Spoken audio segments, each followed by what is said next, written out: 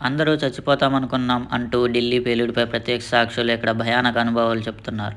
ఘటనలో 10 మంది మృతి చెందారు. పలువురికి తీవ్ర గాయాలయ్యాయి. ఇక్కడ ఘటనా స్థలానికి చేరుకున్న 20 ఫైర్ ఇంజిన్లు, పోలీసులు భారీ బందోబస్తు చేస్తున్నారు.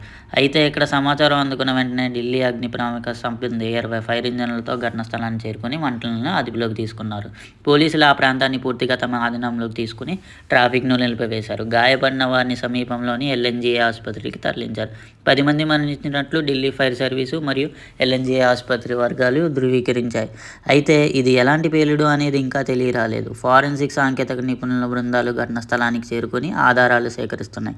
పేలుడు కారణాలు అన్వేషిస్తున్నారు.